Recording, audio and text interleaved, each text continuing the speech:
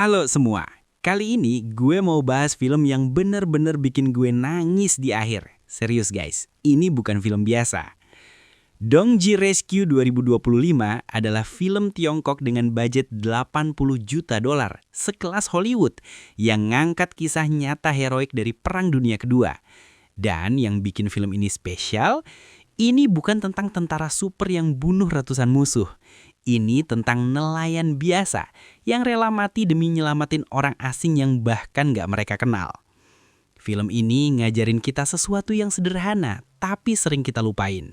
Nyawa manusia itu berharga, gak peduli dia dari mana, kulitnya warna apa, atau bahasa apa yang dia pakai. Ketika lo lihat orang tenggelam, lo gak mikir dia musuh atau teman. Lo cuma mikir dia manusia yang butuh pertolongan. Yang bikin gue makin respect, film ini diangkat dari dokumenter tentang tenggelamnya kapal Lisbon Maru, salah satu tragedi perang terlupakan di mana 1816 tawanan perang Inggris dijadiin sandera Jepang dan sebagian besar mati tenggelam atau ditembak. Tapi di tengah kekejaman itu ada secercah cahaya. Penduduk Pulau Dongji yang nekat ngelanggar blokade Jepang buat nyelamatin 384 orang. Mereka nggak punya senjata, nggak punya tentara, cuma punya hati dan keberanian. Jadi siap-siap bawa tisu guys, karena cerita ini bakal ngebuat lo nangis sekaligus bangga jadi manusia. Langsung aja, ini dia kisahnya. Tahun 1942, Perang Dunia Kedua lagi panas-panasnya. Jepang udah menduduki banyak wilayah di Asia, termasuk Pulau Dongji, pulau kecil di Tiongkok yang isinya cuma nelayan sederhana. Tentara Jepang naruh pasukan di sana buat mantau pergerakan sekutu. Dan karena parno banget penduduk pulau bakal kerja sama-sama sekutu, Jepang bikin aturan kejam, dilarang melaut jauh. Ada blokade di laut. Bayangin guys, lo nelayan, hidup lo dari laut, tapi lo nggak boleh melaut jauh. Ini kayak dipenjara di tanah sendiri. Ikan yang dekat pantai udah habis, tapi lo nggak bisa cari yang lebih jauh. Keluarga lo kelaparan, tapi lo nggak bisa berbuat apa-apa. Ini adalah bentuk penindasan paling kejam, mengontrol sumber kehidupan orang. Di pulau ini ada dua pemuda, kakak beradik, Ahbi dan Ahdang. Mereka nekat nyari ikan di area yang agak jauh, meski tahu risikonya besar kalau ketahuan Jepang. Plot twist, mereka berdua bukan penduduk asli Pulau Dongji. Mereka dulu terdampar di pulau ini dan kakek U, tetua pulau, mau merawat mereka. Tapi begitu kakek U lihat tanda di leher mereka berdua, dia langsung berubah pikiran. Tanda itu nunjukin mereka keturunan bajak laut. Jadi kakek U cuma kasih tempat tinggal di pinggir pulau, jauh dari penduduk. Mereka dianggap outsider, bahkan di tempat yang nyelamatin mereka. Guys, ini penting banget buat karakter mereka nanti. Abi dan Ahdang udah biasa dikucilkan, udah biasa dianggap beda. Jadi pas ada orang lain yang dalam bahaya, mereka paham banget rasanya nggak dianggap. Suatu hari pas Ahbi dan Ahdang lagi nyari ikan, mereka lihat sesuatu yang gila. Kapal selam AS keluar dari air, ngeluarin torpedo ke kapal kargo Jepang, Lisbon Maru. Boom, kapal kena. Ahbi langsung kasih kode ke Ahdang yang lagi nyelam buat cepet naik. Tapi si adik malah nggak dengerin terus nyelam lagi. Kebiasaan Ahdang yang selalu penasaran dan nggak takut bahaya. Ahbi terpaksa nyusul. Dan pas mereka di bawah air, mereka lihat kapal Lisbon Maru mulai tenggelam.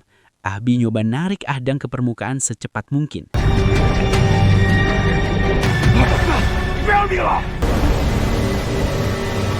Tapi yang AS nggak tahu, kapal itu ngangkut 1816 tawanan perang Inggris yang lagi dibawa ke Jepang buat kerja paksa.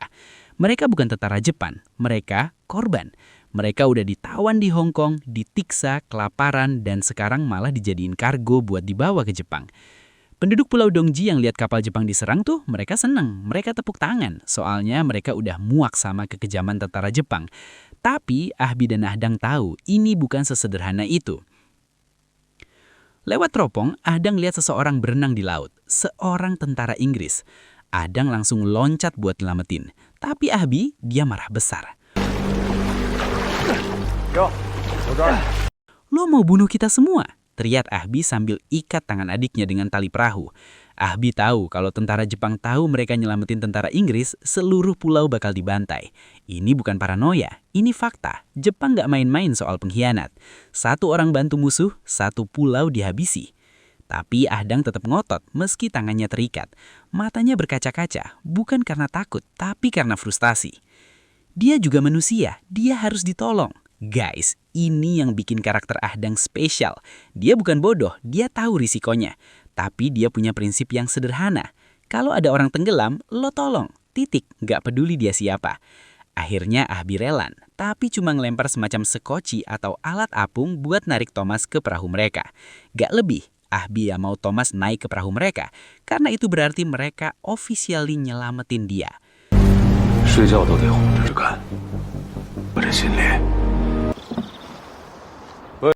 Sesampainya di rumah, Ahbi langsung pergi, ninggalin Ahdang terikat supaya nggak nolong Thomas. Tapi Ahdang berhasil lepas, dia bawa Thomas ke rumah dan rawat lukanya. Thomas lukanya parah, kena pecahan kapal pas kapal tenggelam. Ada nggak punya obat medis yang benar, jadi dia cuma bisa membersihin luka dengan air dan kain. Tapi luka Thomas butuh lebih dari itu, butuh dibakar supaya nggak infeksi.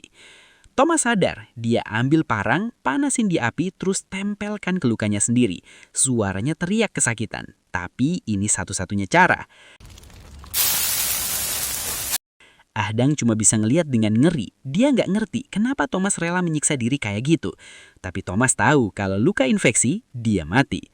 Setelah membakar lukanya, Thomas pingsan lagi. Ahdang panik, dia pikir Thomas mati.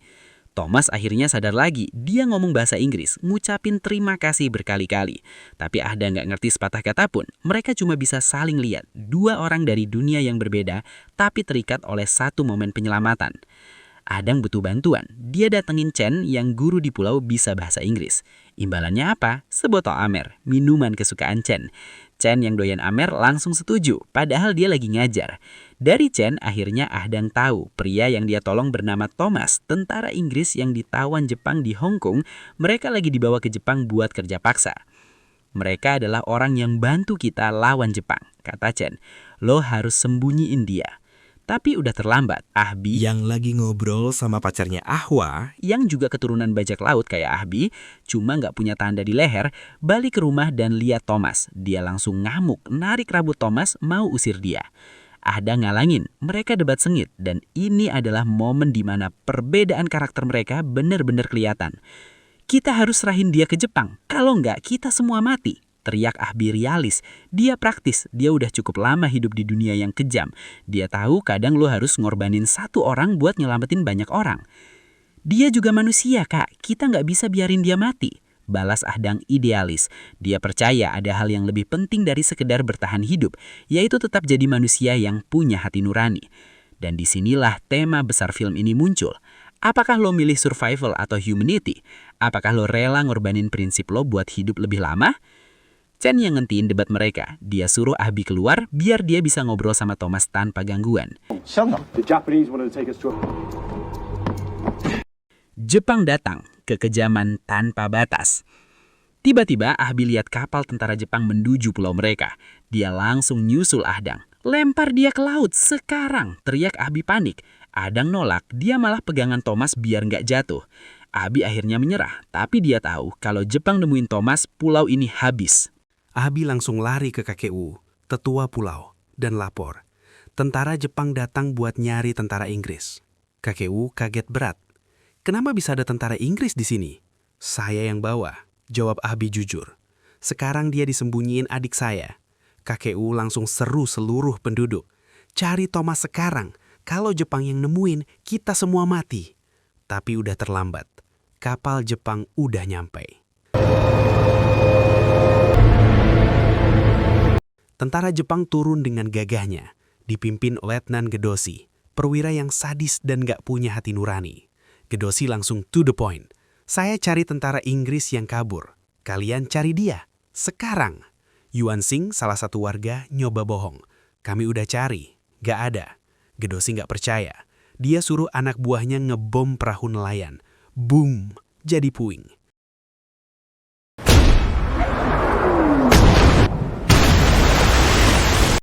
Pemilik perahu protes, dia nekat maju, karena perahu itu satu-satunya yang dia punya buat cari nafkah. Tanpa perahu, keluarganya bakal mati kelaparan. Gedosi langsung suruh anak buahnya siksa dia. Mereka hajar pria itu di depan semua orang, pukul, tendang, sampai mukanya berdarah. Warga yang lain cuma bisa ngelihat. Gak ada yang berani maju. Karena mereka tahu, kalau mereka protes, mereka mati. Guys, adegan ini bikin gue emosi banget. Karena ini nunjukin mentalitas Jepang imperial waktu itu. Mereka nggak anggap orang lokal sebagai manusia. Cuma alat, cuma serangga yang bisa diinjek kapan aja. Dan yang lebih menakutkan, warga Dongji nggak bisa berbuat apa-apa. Mereka nggak punya senjata, nggak punya tentara. Mereka cuma punya ketakutan. Thomas menyerahkan diri. Ahdang dan Thomas yang sembunyi dengar ledakan. Thomas langsung ngerti, Jepang nyari dia. Dan gara-gara dia, orang-orang tak bersalah disiksa. Aku harus pergi, kata Thomas. Ahdang nolak, tapi Thomas terpaksa bikin Ahdang pingsan. Thomas jalan ke arah Gedosi. Saya di sini, saya nggak kabur. Saya terlempar pas kapal ditembak AS. Saya terdampar, penduduk nggak sembunyiin saya. Gedosi nggak percaya. Lo pakai caping, berarti ada yang sembunyiin lo. Gedosi milih beberapa penduduk jadi sandaran. Kalau info tentang tawanan bocor ke sekutu, kalian mati. Ahdang datang, masih pusing, dan nyoba nyerang Gedosi. Chen ngehalangin. Dan di sini, Gedosi ngelakuin sesuatu yang gak bisa dimaafkan. Dia nusuk kakek Wu dengan bayonet. Perlahan, sadis, di depan semua orang. Kakek Wu jatuh, mati. Ahdang yang ngerasa bersalah karena semua ini gara-gara dia nolong Thomas, sukarela jadi sandaran. Bawa saya, katanya. Gedosi ketawa. Bagus, setidaknya ada satu orang di pulau ini yang punya nyali. Sebelum pergi, Gedosi tunjuk Toru, tentara Jepang yang ditugasin di pulau, dengan contempt. Lo terlalu banyak minum, useless. Guys, momen ini heartbreaking, karena Ahdang bukan cuma jadi sandara, dia jadi saksi bisu kekejaman yang bakal dia lihat nanti. Eksekusi Thomas dan rencana pembantaian. Abi dan Ahwa balik dari kegiatan mereka dan lihat mayat kakek Lu. Mayat warga lain. Ahbi lebih sedih karena adiknya dibawa. Yuan Xing marah ke Ahbi. Gara-gara lo sembunyiin Thomas. Chen membela. Thomas adalah tentara yang lawan Jepang. Dia bukan musuh kita. Ahbi balik marah. Kenapa lo nggak lawan pas Gedosi bunuh kakek U? Di kapal Lisbon Maru. Ahdang dan sandaran lain dibawa ke kapal yang udah hampir tenggelam. Mereka dimasukin ke Palka, ruang bawah kapal yang gelap dan pengap. Di situ, Ahdang lihat ratusan tentara Inggris, lemah, sakit, kelaparan. Sebagian udah hampir mati. Thomas, dia dieksekusi. Gedosi sendiri yang ngepenggal kepala Thomas dengan pedang. Sadis, brutal. Kepalanya dilempar ke laut. Ahdang lihat, dia ngerasa ngeri. Tapi lebih dari itu, dia marah. Marah sama ketidakmanusiaan Gedosi. Thomas yang udah nyelamatin hidup Ahdang secara tidak langsung karena bikin Ahdang sadar pentingnya nolong orang, mati dengan kejam. Dan sebelum mati, Thomas bilang ke Ahdang lewat tatapan mata, "Terima kasih." Rencana pembantaian Pulau Dongji. Di kapal komando Jepang, sang kolonel ngasih perintah ke Gedosi. Setelah semua barang dipindahkan, kirim pasukan ke Pulau Dongji, bunuh semua penduduk. Kenapa, Sir?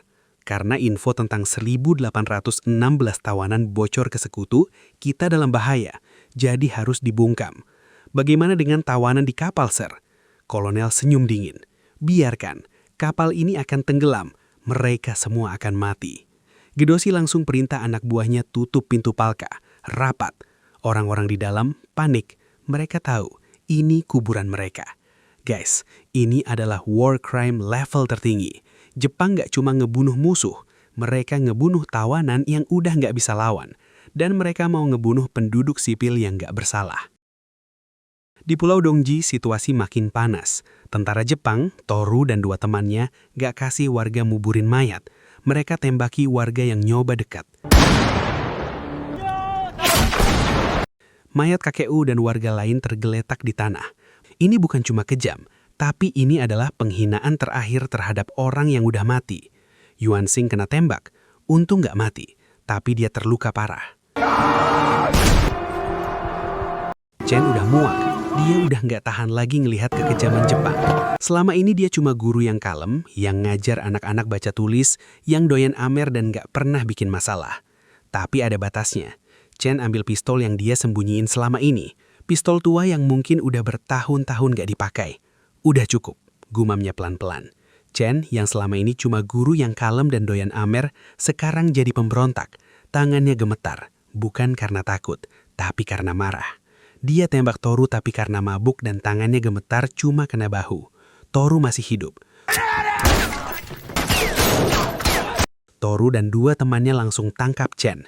Mereka hajar dia habis-habisan, sampai gigi Chen rontok, sampai tulang rusuknya patah. Tapi itu nggak cukup buat mereka. Mereka ikat Chen ke tiang. Terus mereka siram dia dengan minyak tanah, dan mereka bakar Chen hidup-hidup. Chen teriak kesakitan, suaranya bergema di seluruh pulau. Penduduk yang lihat cuma bisa nangis, mereka nggak punya senjata, mereka nggak bisa lawan. Anak-anak yang dulu Chen ajar nangis histeris, mereka lihat guru mereka mati dengan cara paling mengerikan. Chen mati sebagai martir, tapi kematiannya nggak sia-sia. Karena dia udah nunjukin kepada penduduk Dongji, kadang lo harus lawan meski lo tahu lo bakal mati. Kadang mati dengan terhormat lebih baik daripada hidup dengan tunduk kepada kekejaman. Ahbi misi bunuh diri. Ahbi nekat. Dia pergi sendirian ke laut buat nyelamatin Ahdang. Dia berenangin kapal Lisbon Maru yang udah hampir tenggelam. Di kapal air udah masuk ke Palka. Tawanan panik. Mereka nyoba naik ke atas tapi pintunya dikunci. Ahdang yang jago menyelam, buka baju dan nyelam buat nyari jalan keluar. Dia mau buka pintu Palka dari luar, tapi reruntuhan kapal jatuh. Ahdang ketimpa. Ahbi datang tepat waktu. Dia nyelamatin Ahdang, bawa dia ke atas. Tapi Ahdang nggak mau kabur. Kak, di bawah sana ada ratusan orang. Kita harus selamatin mereka. Ahbi awalnya nolak. Gedosi masih di sini. Kita bakal mati. Kalau kita nggak selamatin mereka, mereka semua mati. Ahbi lihat mata adiknya, mata yang penuh tekad. Akhirnya Ahbi setuju. Oke, kita buka Palka. Mereka berdua buka pintu Palka. Tawanan mulai keluar, satu persatu. Tapi Gedosi muncul. Tembak mereka semua, teriak Gedosi. Tentara Jepang mulai nembak. Tawanan berjatuhan. Ahbi diserang. Ahdang yang udah nggak tahan, langsung lompat nyerang Gedosi. Gedosi nembak perut Ahdang berkali-kali, tapi Ahdang nggak berhenti. Dia terus maju dan akhirnya berhasil bunuh Gedosi dengan tangan kosong. Ahbi lihat adiknya terluka parah. Dia langsung bawa Ahdang kabur, diikuti satu warga Dongji dan 3 tentara Inggris. Mereka berhasil sampai daratan. Ahwa udah nunggu, tapi Ahdang lukanya terlalu parah. Ahbi peluk adiknya. Bertahan, Dang. Lo harus bertahan. Ahdang senyum lemah.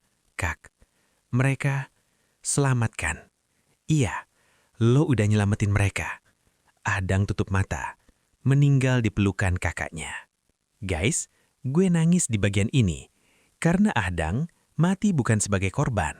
Dia mati sebagai hero. Ahbi, balas dendam dan pengorbanan terakhir. Ahbi kehilangan satu-satunya keluarga yang dia punya. Dia nggak peduli lagi sama nyawanya. Dia datangi markas Toru, sendirian. Dan dia habisin mereka semua, satu persatu. Ahbi balik ke rumah, badan penuh darah, bawa senapan. Dia kasih selembar kertas ke Yuan Xing. Ini gue temuin di markas Toru. Lo bisa baca bahasa Jepang? Yuan Xing baca. Wajahnya pucat, tangannya gemetar.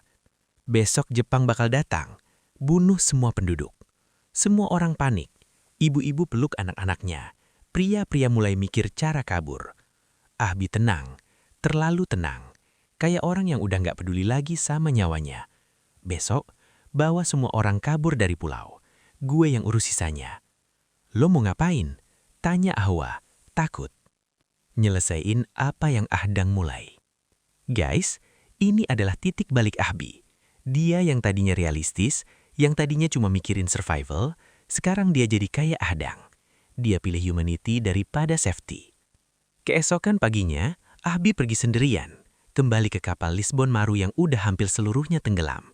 Cuma sebagian kecil kapal yang masih di atas air. Dia nyelam ke bawah, ke bagian kapal yang udah tenggelam.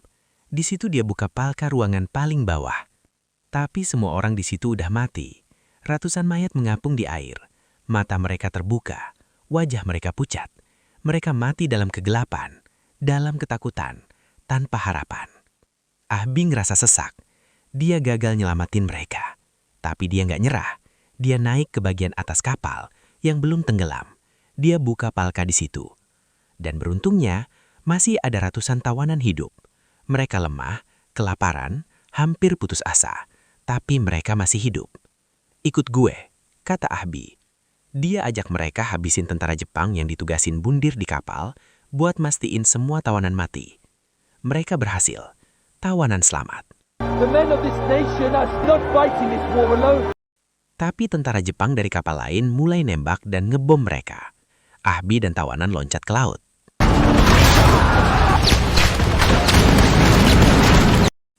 Penduduk Dongji, keberanian yang mengubah sejarah. Ahwa nggak mau kabur, aku mau bantu Ahbi. Dia ajak seluruh penduduk, termasuk ibu-ibu dan anak-anak, pergi ke lokasi dengan puluhan perahu kecil. Mereka nekat nembus blokade Jepang. Pas sampai mereka lihat Ahbi dan ratusan tentara Inggris lagi berenang, kelelahan, hampir tenggelam. Selamatkan mereka, teriak Ahwa. Penduduk mulai nalik satu persatu. Tentara Inggris yang udah pasrah, tiba-tiba ngelihat harapan. Tapi kapal Lisbon Maru terbelah jadi dua. Pusaran air nyedot semua yang dekat. Yuan Xing nekat-dekat buat nyelamatin orang. Tapi dia kesedot pusaran. Meninggal. Ahbi, yang udah kelelahan dan luka parah, lihat ada perahu yang hampir kesedot. Di dalamnya ada tentara Inggris. Dia tahu cuma ada satu cara. Sambungin tali ke perahu itu, bisa ditarik. Dengan sisa tenaga, Ahbi nyelam. Sambungin tali. Berhasil. Tapi Ahbi kehabisan tenaga. Dia tenggelam. Meninggal. Ahwa ngeliat. Dia teriak. Nangis. Tentara Inggris di perahu itu nangis juga. Karena Ahbi nukar nyawanya buat nyelamatin mereka. Penutup. Kisah yang tak terlupakan. Guys, Dongji Rescue bukan cuma film perang. Ini adalah film tentang kemanusiaan di tengah berhadapan. Penduduk Dongji, yang cuma nelayan sederhana, berhasil nyelamatin 384 dari 1.816 tawanan. Sisanya mati tenggelam atau ditembak. Dan mereka ngelakuin ini tanpa senjata, tanpa tentara, cuma punya hati dan keberanian. Setelah perang, dunia mengutuk Jepang atas perlakuan brutal mereka. Dan penduduk Dongji dapat pengakuan internasional. Sebagian tentara Inggris yang diselamatin balik ke negaranya. Sisanya, mereka milih tinggal di Dongji sebagai bentuk terima kasih. Film ini ngajarin kita, nyawa manusia lebih berharga dari politik, perang atau nasionalisme. Kadang orang paling berani bukan tentara, tapi orang biasa yang pilih ngelakuin yang benar. Keturunan, ras, bahasa, semua itu nggak penting pas lo lihat orang butuh pertolongan. Ahbi dan Ahdang mati sebagai hero. Mereka yang tadinya dikucilkan karena keturunan bajak laut, akhirnya jadi pahlawan yang dikenang selamanya. Pertanyaan buat kalian, kalau kalian jadi Ahbi, yang tahu nyelamatin Thomas bakal membahayakan seluruh pulau, apa kalian tetap nolong? Dan kalau kalian jadi penduduk Dongji, yang bisa kabur tapi milih balik nyelamatin orang asing, apa kalian punya keberanian yang sama? Film ini ngingetin kita, kadang ngelakuin yang benar itu nggak aman, nggak mudah, bahkan bisa bunuh lo. Tapi itu yang bikin lo manusia. Kalau lo suka pembahasan ini, like, komen pendapat kalian, dan subscribe buat konten film lainnya. Sampai jumpa di video berikutnya. Dan ingat, jadilah manusia yang memanusiakan manusia. See you, Einadi.